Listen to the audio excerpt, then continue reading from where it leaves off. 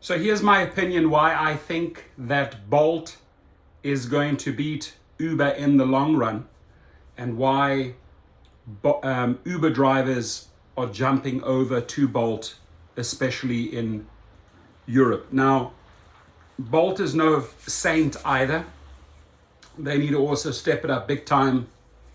CEO Marcus Willig needs to step it up big time with better pay. But their strategy here is way better, right? They're learning all the mistakes that Dara is making and that Travis made, and they're not walking into those same traps.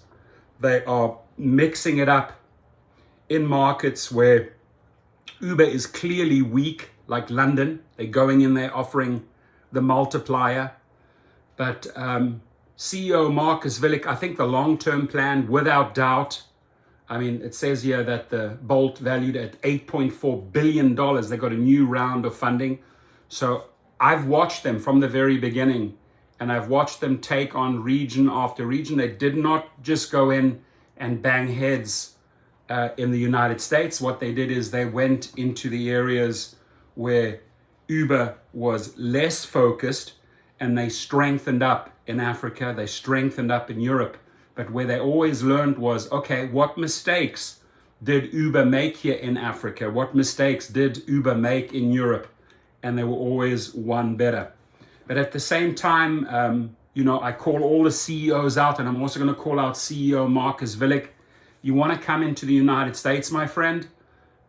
We decide, right? The drivers decide whether you come in, and the drivers will decide whether we jump ship from Uber or Lyft over to Bolt. So you better have a good plan.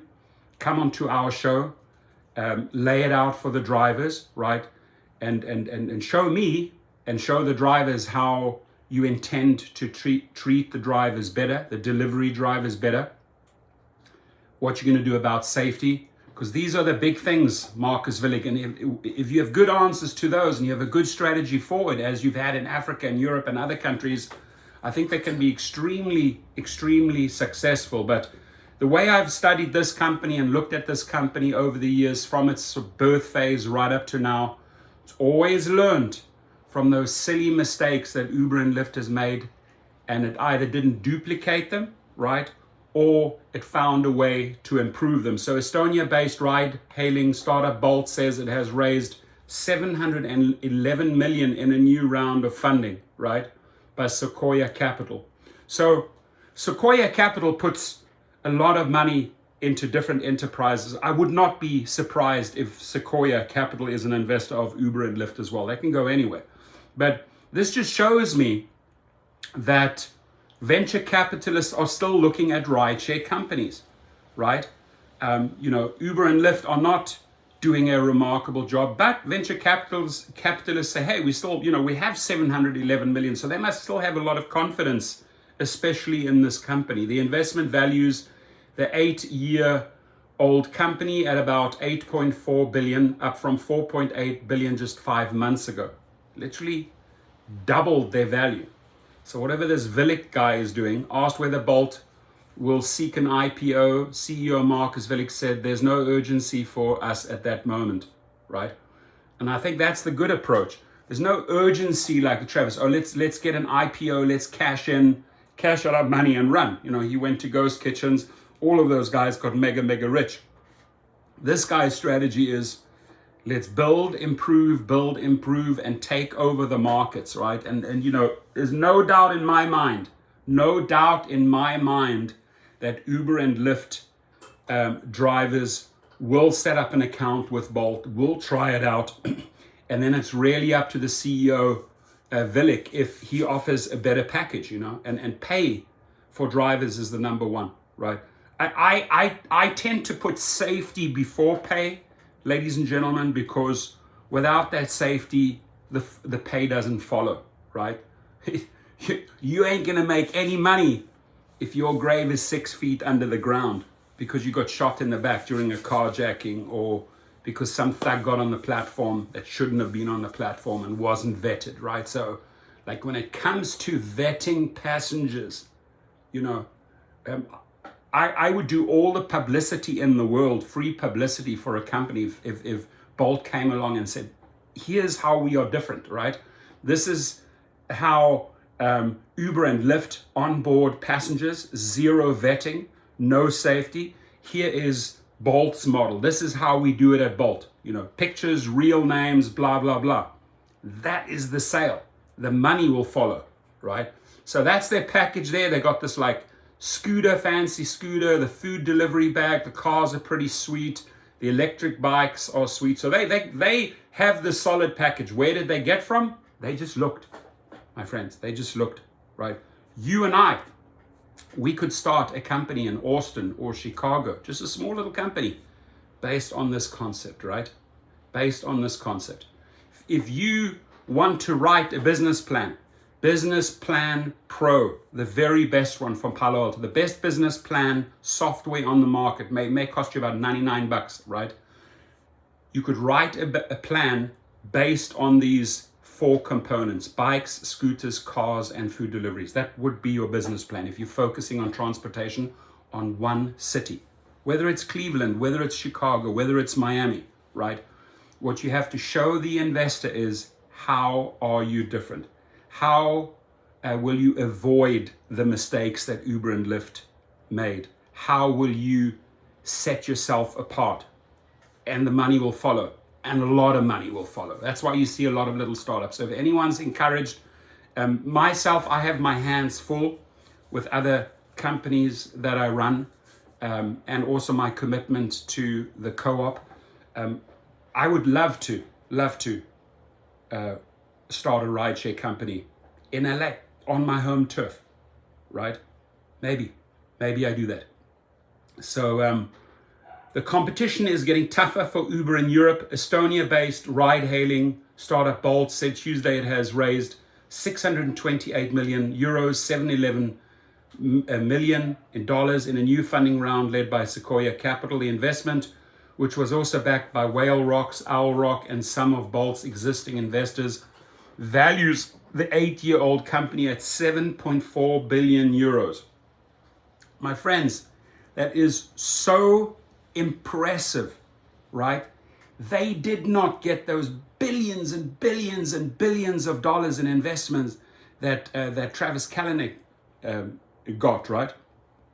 But it's truly Travis Kalanick, call him the trailblazer or not, right? He was the one that opened up the markets for Bolt to walk straight in. Oh, thank you. You opened up this market for us. You educated the people. You have just saved us 500 million. You opened up Africa for us. You showed the people how it's done. You saved us another $500 million, right? So good job. Good job building a company organically and then getting the money later, because you have shown the results to invest. You've shown them what you can do with little money. On little money, you've built and built and built, and you're worth now 8.4 billion. I find these stories way more impressive than the crazy, wacky Palo Alto, Silicon Valley stories where they get all the money in the world and they just burn, and either crash and burn or they succeed, right? Let's carry on. The investment, cities increasingly see that they want to switch over from private car ownership to ride-hailing and other share mobility options like electric scooters and car sharing, Bolt CEO and co-founder Marcus Willig told CNBC in an interview.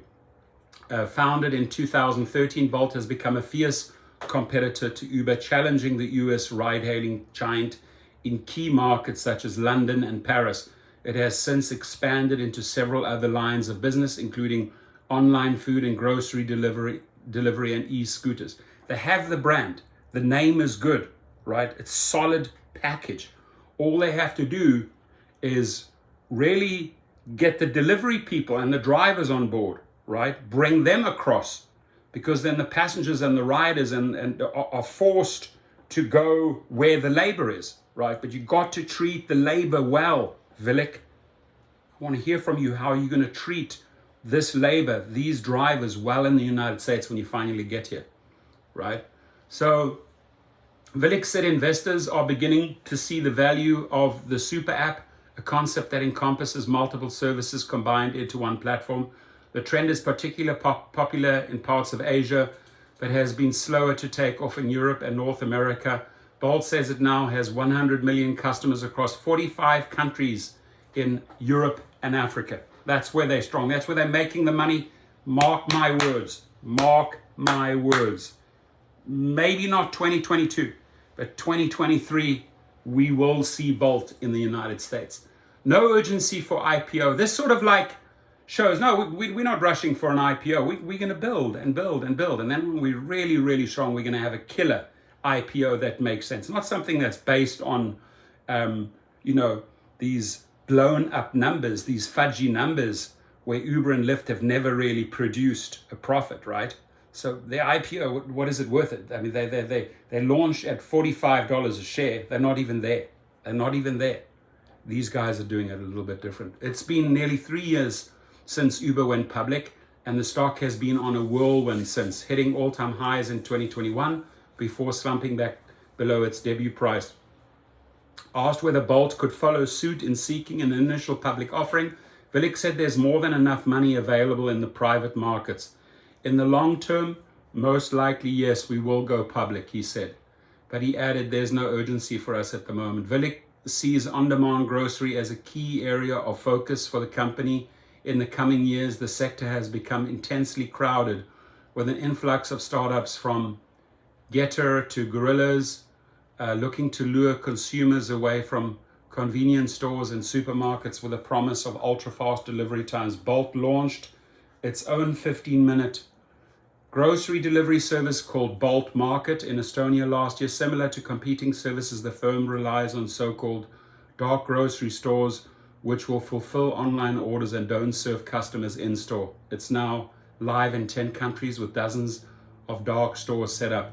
The company is seeing notable traction in Central and Eastern Europe, Vilick said, adding it plans to open hundreds of new sites this year. Bolt's CEO said the company was likely to spend hundreds of millions on building out its grocery business. Over the years, he questioned the sustainability of rapid grocery delivery firms, noting the industry operates on slim profit margins. This is not the software business, Vilick said. This is going to be a heavily competitive operational business. Most of these companies that are expecting this to be some massive profit driver are all going to be very disappointed in a few years. Bolt often touts its operating model as leaner and more cost efficient compared to Uber's. The company lost 44.9 million euros in 2020, according to its most recent financial report, down slightly from its losses of 85 million euros a year earlier. Revenues surged almost 75% to 222 million euros. Uber, which has long been dogged by concerns about whether it can become a profitable business, reported its first adjusted EBITDA profit, earnings before interest, taxes, depreciation, and amortization, in the third quarter of 2021. Bolt's business was initially hit hard early into the coronavirus pandemic, with revenues plunging as much as 80% in 2020. The company looked to food delivery and other areas to boost its business when times got tough, and has benefited from surging demand for ride-hailing post-lockdown. According to Vilick, Bolt's ride-hailing business more than doubled in 2021. Driver shortage.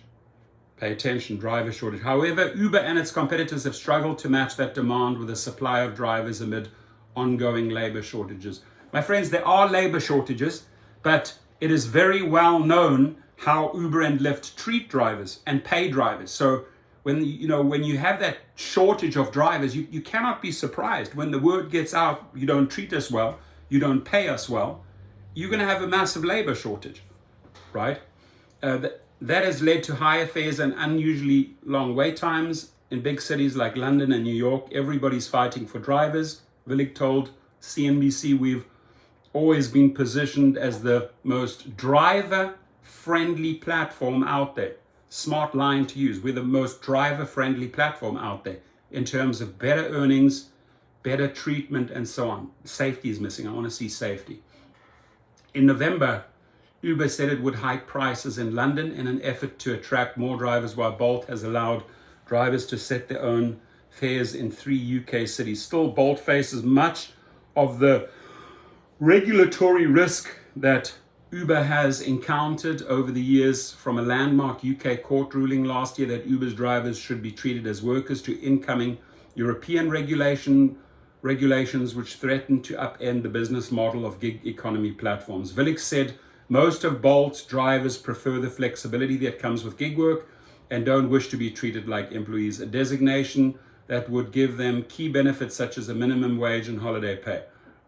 We think that common sense in the long term is going to prevail, Villick said. I don't think that it makes sense to force all of them into a model they don't actually frankly want. Most countries are likely to find a flexible system. Here we go. The word I've been using for years. I use the word hybrid system, right? Flexible system that enables both full-time and flexible workers' hours, he said. So making them, independent contractors, allowing them to act more independently with better benefits, holiday pay, etc. This is what Bolt does, and this is why so many drivers are jumping ship. But Bolt can do way better. They're obviously, running a very, very tight ship, and they're not going to go out there and spoil the driver. They want to grow this company, but I do believe they have the upper hand in the long term. Right now, they're getting stronger and stronger. And mark my words, 2023. Hello, this is Bolt. We're coming to the United States. Let's open the doors. Have a great day, everyone, and please stay safe.